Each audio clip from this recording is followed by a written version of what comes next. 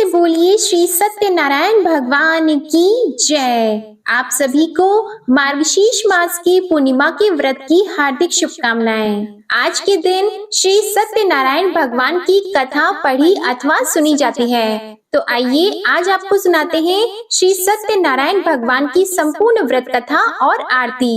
एक समय नैमिषारण्य तीर्थ में शौनक आदि 88,000 ऋषियों ने श्री सूत जी से पूछा, हे प्रभु, इस कलयुग में वेद विद्या रहित मनुष्यों को प्रभु भक्ति किस प्रकार मिलेगी और उनका उद्धार कैसे होगा। इसलिए हे मुनि श्रेष्ठ, कोई ऐसा तप कहिए जिससे थोड़े समय में पुण्य प्राप्त हो जाए तथा मनोवांछित फल मिले। वह कथा सुनने की हमारी बहुत इच्छा है। सर्वशास्त्र ज्ञाता श्री सूत जी बोले, हे वैष्णवों में पूज्य, आप सबने प्राणियों के हित की बात पूछी है। अब मैं उस श्रेष्ठ व्रत को आप लोगों से कहूंगा जिस व्रत को नारद जी ने लक्ष्मी नारायण जी से पूछा था और लक्ष्मीपति ने मुनि श्रेष्ठ नारद जी से कहा था। सो ध्यान से सुनिए।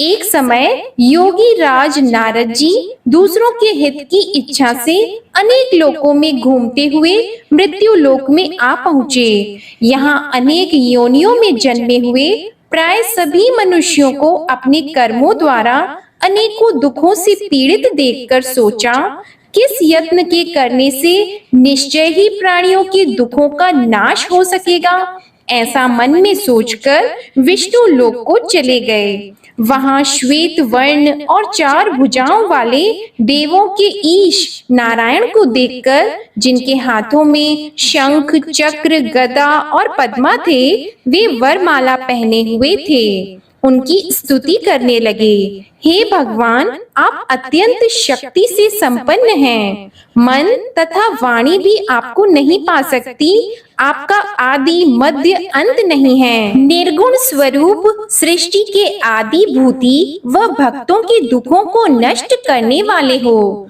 आपको मेरा नमस्कार है। नारद जी से इस प्रकार की स्तुति सुनकर विष्णु भगवान बोले, हे मुनि श्रेष्ठ, आपके मन में क्या है? आपका किस काम के लिए आगमन हुआ है? निःसंकोच होकर कहिए। तब नारद मुनि बोले, मृत्यु लोक में सब मनुष्य जो अनेक योनियों में पैदा हुए हैं, अपने अपने कर्मों के द्वारा अनेक प्रकार के दुखों से दुखी हो रहे हैं। हे नाथ, मुझ पर दया रखते हो तो बताइए कि उन मनुष्यों के सब दुख थोड़े से ही प्रयत्न से कैसे दूर हो सकते हैं। हे नारद, मनुष्यों की भलाई के लिए तुमने बहुत अच्छी बात पूछी है। जिस काम के करने से मनुष्य मोह से छूट जाता है, वह मैं कहता हूँ, सुनो। बहुत पुण्य देने वाला स्वर्ग तथा मृत्यु लोक दोनों में दुर्लभ एक उत्तम व्रत है। आज मैं प्रेम वश होकर तुमसे कहता हूँ। सत्यनारायण का यह व्रत अच्छी तरह विधि पूर्वक करने से मनुष्य आयु पर्यंत यहाँ सुख भोग कर मरने पर मोक्ष को प्राप्त होता है। श्री भगवान के वचन सुनकर नारद मुनि बोले कि उस व्रत का फल क्या है? क्या उस व्रत का विधान है और किसने यह व्रत किया है और किस दिन यह व्रत करना चाहिए? विस्तार से कहिए। भगवान श्री विष्णु बोले, दुख शोक आदि को दूर करने वाला, धन धान्य को बढ़ाने वाला, सौभाग्य तथा संतान को देने वाला यह व्रत सब स्थानों पर विजयी करने वाला है। भक्ति और श्रद्धा के साथ किसी भी दिन मनुष्य श्री सत्यनारायण की शाम के समय ब्राह्मणों और बंधुओं के साथ धर्म परायण होकर पूजा करे। भक्ति भाव से नैवेद्य, केले का फल, घी, दूध और गेहूं का चूर्ण सवाया ले। गेहूं के अभाव में साठी का चूर्ण, शक्कर और गुड़ ले और सब भक्षण योग्य पदार्थ जमा करा के भगवान के अर्पण कर दें तथा बंधुओं सहित ब्राह्मणों को भोजन कराएं। इसके पश्चात स्वयं भी भोजन करें। नृत्य गीत आदि का आचरण करके भगवान सत्यनारायण का स्मरण करते हुए समय व्यतीत करे। इस तरह व्रत करने पर मनुष्यों की सभी इच्छा निश्चय ही पूरी होती है। विशेषकर कली काल में भूमि पर यही मोक्ष का सरल उपाय है। इसके प्रसंग में सूत जी बोले, हे ऋषियों, जिसने पहले समय में इस व्रत को किया है उसका इतिहास कहता हूँ, ध्यान से सुनो। सुंदर काशीपुरी नगरी में एक अत्यंत निर्धन ब्राह्मण रहता था। वह भूख और प्यास से बेचैन हुआ नित्य पृथ्वी पर घूमता था। ब्राह्मणों से प्रेम करने वाले भगवान ने ब्राह्मण को दुखी देखकर बूढ़े ब्राह्मण का रूप धर के उसके पास जाकर आदर के साथ पूछा, हे विप्र, नित्य दुखी हुआ पृथ्वी पर क्यों घूमते हो? हे श्रेष्ठ ब्राह्मण, यह सब मुझसे कहो, मैं सुनना चाहता हूँ। ब्राह्मण बोला, मैं निर्धन ब्राह्मण हूँ, भिक्षा के लिए पृथ्वी पर फिरता हूँ। हे भगवान, यदि आप इसका उपाय जानते हो तो कृपा करके कहो।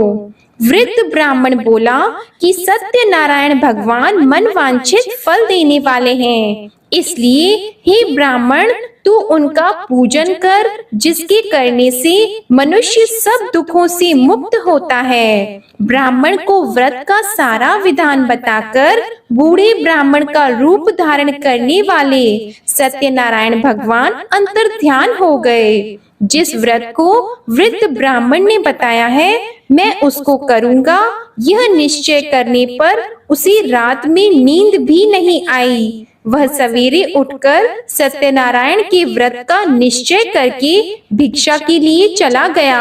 उस दिन उसको भिक्षा में बहुत धन मिला, जिससे बंधु बांधवों के साथ उसने सत्यनारायण जी का व्रत किया। इसके करने से वह ब्राह्मण सब दुखों से छूटकर अनेक प्रकार की संपत्तियों से युक्त हो गया। उस समय से वह ब्राह्मण हर मास व्रत करने लगा। इस तरह सत्यनारायण भगवान के व्रत को जो करेगा वह सब पापों से छूटकर मोक्ष को प्राप्त होगा। आगे जो पृथ्वी पर सत्यनारायण का व्रत करेगा वह मनुष्य सब दुखों से छूट जाएगा। सूत जी ऋषियों से बोले कि इस तरह नारद जी ने नारायण का कहा हुआ यह व्रत मैंने तुमसे कहा। हे विप्रो, मैं अब और क्या कहूँ? तब ऋषि बोले, हे मुनीश्वर, संसार में इस ब्राह्मण से सुनकर किस किसने इस व्रत को किया हम वह सब भी सुनना चाहते हैं। इसके लिए हमारे मन में बहुत श्रद्धा है। सूत जी बोले, हे मुनियों, जिसने इस व्रत को किया है वह सब सुनो। एक समय एक ब्राह्मण धन और ऐश्वर्य के अनुसार बंधु बांधवों के साथ व्रत करने को तैयार हुआ। उसी समय एक लकड़ी बेचने वाला बूढ़ा आदमी आया और बाहर लकड़ियों को रखकर ब्राह्मण के मकान में गया। प्यास से दुखी लकड़हारा उनको व्रत करते देखकर ब्राह्मण को नमस्कार करके कहने लगा कि आप यह क्या कर रहे हैं और इसके करने से क्या फल मिलता है, कृपा करके मुझसे कहिए। ब्राह्मण ने कहा, सब मनोकामनाओं को पूरा करने वाला यह सत्यनारायण भगवान का व्रत है। इसकी ही कृपा से मेरे यहाँ धन धान्य आदि की वृद्धि हुई है। ब्राह्मण से इस व्रत के बारे में जानकर लकड़हारा बहुत प्रसन्न हुआ। चरण अमृत लेकर और प्रसाद खाने के बाद अपने घर को गया। लकड़हारे ने अपने मन में इस प्रकार का संकल्प किया कि आज गांव में लकड़ी बेचने से जो धन मिलेगा उसी से सत्यनारायण देव का उत्तम व्रत करूंगा। यह मन में विचार करके वह बूढ़ा आदमी लकड़ियां अपने सिर पर रखकर जिस नगर में धनवान लोग रहते थे वह ऐसे सुंदर नगर में गया। उस दिन वहां पर उसे उन लकड़ियों का दाम पहले दिनों से चौगुना मिला। तब वह बूढ़ा लकड़हारा दाम लेकर और अति प्रसन्न होकर पक्के केले की फली, शक्कर, घी, दूध, दही और गेहूं का चूर्ण इत्यादि सत्यनारायण भगवान के व्रत की कुल सामग्रियों को लेकर अपने घर गया। फिर उसने अपने भाइयों को बुलाकर विधि के साथ भगवान जी का पूजन और व्रत किया। उस व्रत के प्रभाव से वह बूढ़ा लकड़हारा धन, पुत्र आदि से युक्त हुआ और संसार के समस्त सुख भोगकर वैकुंठ को चला गया। श्री सूत जी बोलते हैं कि हे श्रेष्ठ मुनियों, अब आगे की कथा कहता हूँ, सुनो। पहले समय में उल्का मुख नाम का एक बुद्धिमान राजा था। वह सत्य वक्ता और जितेंद्रिय था। प्रतिदिन देव स्थानों पर जाता तथा गरीबों को धन देकर उनके कष्ट दूर करता था। उसकी पत्नी कमल की समान मुख वाली और सती साध्वी थी। भद्रशीला नदी के तट पर उन दोनों ने श्री सत्यनारायण भगवान का व्रत किया। उस समय में वहां एक साधु वैश्य आया। उसके पास व्यापार के लिए बहुत सा धन था। वह नाव को किनारे पर ठहराकर राजा के पास आ गया और राजा को व्रत करते हुए देखकर विनय के साथ पूछने लगा, हे राजन, भक्ति युक्त चित्त से यह आप क्या कर रहे हैं? मेरी सुनने की इच्छा है, सो आप यह मुझे बताइए। राजा बोला, हे साधु, अपने बांधवों के साथ पुत्र आदि की प्राप्ति के लिए महाशक्तिवान सत्यनारायण भगवान का व्रत व पूजन किया जा रहा है। राजा के वचन सुनकर साधु आदर से बोला, हे राजन, मुझसे इसका सब विधान कहो। मैं भी आपके कथन अनुसार इस व्रत को करूंगा। मेरे भी कोई संतान नहीं है और इससे निश्चय ही हो जाएगी। राजा से सब विधान सुनकर व्यापार से निवृत्त हो वह आनंद के साथ घर गया। साधु ने अपनी स्त्री से संतान देने वाले उस व्रत का समाचार सुनाया और कहा कि जब मेरे संतान होगी तब मैं इस व्रत को करूंगा। साधु ने ऐसे वचन अपनी स्त्री लीलावती से कहे। एक दिन उसकी स्त्री लीलावती पति के साथ आनंदित होकर सांसारिक धर्म में प्रवृत्त होकर सत्यनारायण भगवान की कृपा से गर्भवती हो गई तथा 10वें महीने में उसके एक सुंदर कन्या का जन्म हुआ। दिनों दिन वह इस तरह बढ़ने लगी जैसे शुक्ल पक्ष का चंद्रमा बढ़ता है। कन्या का नाम कलावती रखा गया। तब लीलावती ने मीठे शब्दों में अपने पति से कहा कि जो आपने संकल्प किया था भगवान का व्रत करूंगा, अब आप उसे करिए। साधु बोला, हे प्रिय, इसके विवाह पर करूंगा। इस प्रकार अपनी पत्नी को आश्वासन देकर वह नगर को गया। कलावती पितृगृह में वृद्धि को प्राप्त हो गई। साधु ने जब नगर में सखियों के साथ अपनी पुत्री को देखा तो तुरंत दूत को बुलाकर कहा कि पुत्री के वास्ते कोई सुयोग्य वर देखिए। साधु की आज्ञा पाकर दूत कंचन नगर पहुंचा और वहां पर बड़ी खोज और देखभाल कर लड़की के लिए सुयोग्य वाणिक पुत्र को ले आया। उस सुयोग्य लड़के को देखकर साधु ने अपने बंधु बांधवों सहित प्रसन्न चित्त अपनी पुत्री का विवाह उसके साथ कर दिया। किंतु दुर्भाग्य से विवाह के समय भी उस व्रत को करना भूल गया। तब श्री भगवान क्रोधित हो गए और श्राप दिया कि तुम्हें दारुण दुख प्राप्त होगा। अपने कार्य में कुशल साधु बनिया जमाता सहित समुद्र स्थित रत्नपुर नगर में गया और वहां दोनों ससुर जमाई चंद्रकेतु राजा के उस नगर में व्यापार करने लगे। एक रोज भगवान सत्यनारायण की माया से प्रेरित कोई चोर राजा का धन चुराकर भागा जा रहा था, किंतु राजा के दूतों को आता देखकर चोर ने घबराकर भागते हुए राजा के धन को वहीं चुपचाप रख दिया जहां वो ससुर जमाई ठहरे हुए थे। तब दूतों ने उस साधु वैश्य के पास राजा के धन को रखा देखा तो वे दोनों को बांध कर ले गए और प्रसन्नता से दौड़ते हुए राजा के समीप जाकर बोले, यह 2-4 हम पकड़ कर लाए हैं, देखकर आज्ञा दें। तब राजा की आज्ञा से उनको कठोर कारावास में डाल दिया और उनका सब धन छीन लिया।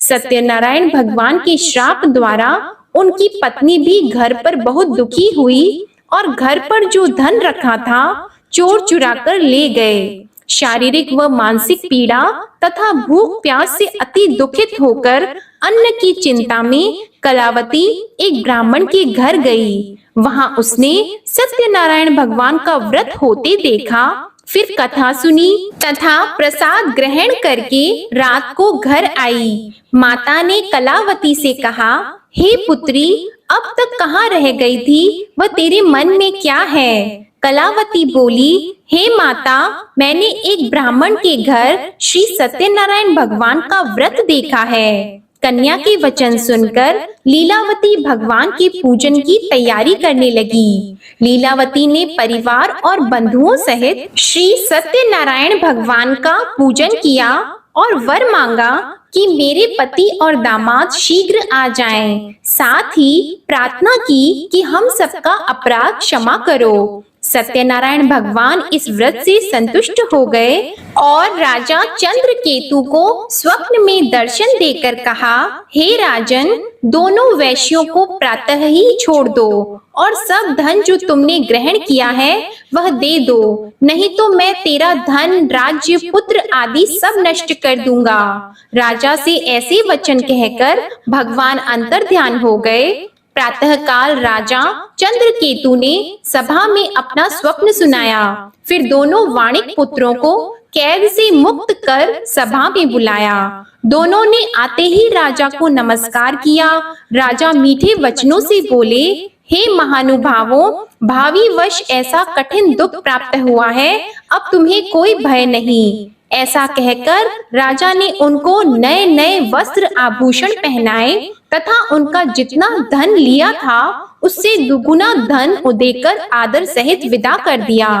दोनों वैश्य अपने घर को चले गए। सूत जी बोले, वैश्य ने मंगलाचार करके यात्रा आरंभ की और अपने नगर को चला। उनके थोड़ी दूर निकलने पर दंडी वेशधारी सत्यनारायण भगवान ने उनसे पूछा, हे साधु, तेरी नाव में क्या है? अभिमानी वाणिक हंसता हुआ बोला, हे दंडी, आप क्यों पूछते हो? क्या धन लेने की इच्छा है? मेरी नाव में तो बेल और पत्ते भरे हैं। वैश्य का कठोर वचन सुनकर भगवान ने कहा, तुम्हारा वचन सत्य हो। दंडी ऐसा कहकर वहां से दूर चले गए और कुछ दूर जाकर समुद्र के किनारे बैठ गए। दंडी के जाने पर वैश्य ने नित्य क्रिया करने के बाद नाव को ऊंची उठी देखकर अचंभा किया और नाव में बेल पत्ते आदि देखकर मूर्छित होकर जमीन पर गिर पड़ा।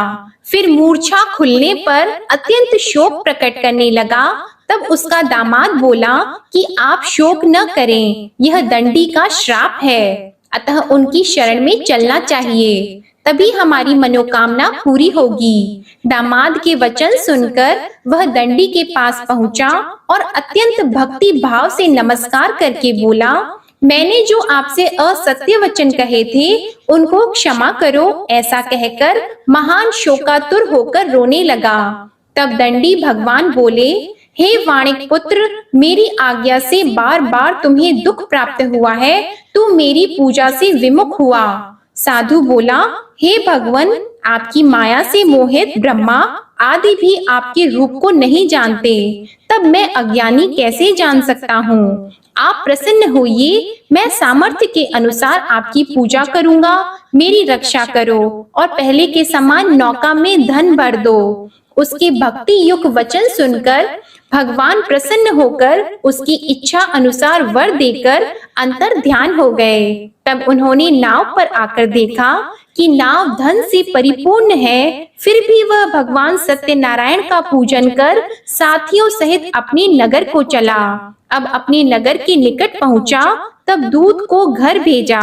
दूत ने साधु के घर जाकर उसकी स्त्री को नमस्कार करके कहा कि साधु अपने दामाद सहित इस नगर के समीप आ गए हैं। ऐसा वचन सुनकर साधु की स्त्री ने बड़े हर्ष के साथ सत्यदेव का पूजन कर पुत्री से कहा, मैं अपने पति के दर्शन को जाती हूँ, तू कार्य पूर्ण करके शीघ्र आ जा। माता के ऐसे वचन सुनकर कलावती प्रसाद छोड़कर पति के पास गई। प्रसाद की अवज्ञा के कारण सत्यदेव ने रुष्ट होकर उसके पति को नाव सहित पानी में डुबा दिया। कलावती अपने पति को न देखकर रोती हुई जमीन पर गिर गई। इस तरह नौका को डूबा हुआ तथा कन्या को रोता देखकर साधु दुखी होकर बोला, हे प्रभु, मुझसे या मेरे परिवार से जो भूल हुई है उसे क्षमा करो। उसके दीन वचन सुनकर सत्यदेव प्रसन्न हो गए और आकाशवाणी हुई कि हे साधु, तेरी कन्या मेरे प्रसाद को छोड़कर आई है, इसलिए इसका पति अदृश्य हुआ है। यदि वह घर जाकर प्रसाद खाकर लौटे तो इसे पति अवश्य मिलेगा। ऐसी आकाशवाणी सुनकर कलावती ने घर पहुंचकर प्रसाद खाया, फिर आकर पति के दर्शन किए। तत्पश्चात साधु ने बंधु बांधवों सहित सत्यदेव का विधि पूर्वक पूजन किया। उस दिन से वह पूर्णिमा को सत्यनारायण का पूजन करने लगा। फिर इस लोक का सुख भोग कर अंत में स्वर्ग लोक को गया। सूत जी बोले, हे ऋषियों, मैं और भी कथा कहता हूँ, सुनो। प्रजा पालन में लीन तुंगध्वज नाम का राजा था। उसने भी भगवान का प्रसाद त्याग कर बहुत दुख पाया। एक समय वन में जाकर वन्य पशुओं को मारकर बड़ के पेड़ के नीचे आया। वहां उसने ग्वालों को भक्ति भाव से बांधवों सहित सत्यनारायण जी का पूजन करते देखा। राजा देखकर भी अभिमानवश वहां नहीं गया और न ही पूजन किया या नमस्कार किया। जब ग्वालों ने भगवान का प्रसाद उसके सामने रखा तो वह प्रसाद को त्याग कर अपनी सुंदर नगरी को चला गया। वहां उसने अपना सब कुछ नष्ट पाया तो वह जान गया कि यह सब भगवान ने किया है। तब वह विश्वास करके ग्वालों के समीप गया और विधि पूर्वक पूजन करके प्रसाद खाया तो सत्यदेव भगवान की कृपा से पहले जैसा था वैसा ही हो गया। फिर दीर्घ काल तक सुख भोग कर मरने पर स्वर्ग लोक को गया। जो मनुष्य इस परम दुर्लभ व्रत को करेगा, भगवान सत्यनारायण की कृपा से उसे धन धान्य की प्राप्ति होगी। निर्धन धनी और बंदी बंधन से मुक्त होकर निर्भय हो जाता है। संतानहीनों को संतान प्राप्त होती है तथा सब मनोरथ पूर्ण होकर अंत में वैकुंठ धाम को जाता है। यह सत्य है। श्री सूत जी कहते हैं कि ब्राह्मणों, आपको मैंने सत्यनारायण व्रत की यह पावन कथा सुनाई है। इस व्रत का पालन करके मनुष्य सभी दुखों से मुक्त हो जाता है। विशेषतः कलयुग में श्री सत्यनारायण की पूजा महान फल देने वाली है। इन देवता को कोई सत्यनारायण कहते हैं और कोई सत्यदेव कहते हैं। अनेक रूपों में श्री सत्यनारायण भगवान सभी के मनोरथों को पूर्ण करते हैं। ये सनातन सत्यदेव कलयुग में सत्य व्रत के रूप में अवतरित होंगे। हे श्रेष्ठ मुनियों, जो मनुष्य नित्य इसका पठन व श्रवण करता है, श्री सत्यनारायण भगवान की कृपा से उसके सभी पाप नष्ट हो जाते हैं। प्रेम से बोलो श्री सत्यनारायण भगवान की जय। श्री सत्यनारायण संपूर्ण व्रत कथा समाप्त। अब आप सुनिए श्री सत्यनारायण भगवान की आरती। जय लक्ष्मी रमणा स्वामी, जय लक्ष्मी रमणा। सत्यनारायण स्वामी, सत्यनारायण स्वामी, जनपातक हरणा। जय लक्ष्मी रमणा। रत्न जड़ित सिंहासन अद्भुत छवि राजे, स्वामी अद्भुत छवि राजे। नारद करत निराजन, नारद करत निराजन, घंटावन बाजे। जय लक्ष्मी रमणा। प्रगट भई कलि कारण, द्विज को दरस दियो, स्वामी द्विज को दरस दियो। बूढ़ो ब्राह्मण बनकर, बूढ़ो ब्राह्मण बनकर, कंचन महल कियो। जय लक्ष्मी रमणा।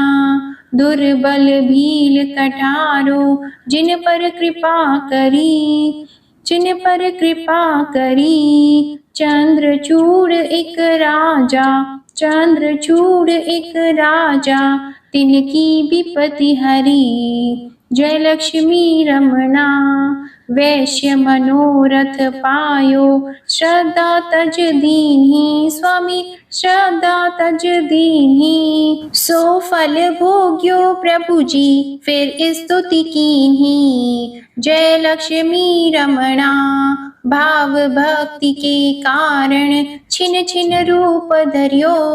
स्वामी छिन छिन रूप धरियो। श्रद्धा धारण कीन्ही, श्रद्धा धारण कीन्ही, तिनको काज सरियो। जय लक्ष्मी रमणा, ग्वाल बाल संग राजा, बन में भक्ति करी। स्वामी बन में भक्ति करी। मन वांछित फल दीन्हो, मन वांछित फल दीन्हो, दीन दयालु हरि। जय लक्ष्मी रमणा, चढ़त प्रसाद सवायो। कदली फल मेवा स्वामी, कदली फल मेवा। धूप दीप तुलसी से, धूप दीप तुलसी से, राजी सत्य देवा। जय लक्ष्मी रमणा, सत्यनारायण जी की आरती जो कोई नर गावे। स्वामी जो कोई नर गावे, तन मन सुख संपत्ति, तन मन सुख संपत्ति, मन वांछित फल पावे। जय लक्ष्मी रमणा, बोलो जय लक्ष्मी रमणा। प्रेम से बोलिए श्री सत्यनारायण भगवान की जय हो। आज के आनंद की जय। जो भी भक्तजन मार्गशीर्ष पूर्णिमा की व्रत कथा सुनना चाहते हैं तो उसकी वीडियो भी हमारे चैनल पर अपलोडेड है। एक बार आप उस वीडियो को भी जरूर सुनिएगा। और इसी के साथ हमारे चैनल पर पौष मास के महात्म्य की कथाएं भी पौष मास के प्रथम दिन से ही हमारे चैनल पर अपलोड की जाएंगी, तो आप इन कथाओं को भी जरूर सुनिएगा। आपको आज की कथा और ये आरती पसंद आई हो तो वीडियो को लाइक कीजिएगा, शेयर कीजिएगा, कमेंट में भगवान श्री सत्यनारायण जी की जय लिखिएगा और चैनल को भी सब्सक्राइब कीजिएगा। जय श्री राधे कृष्णा।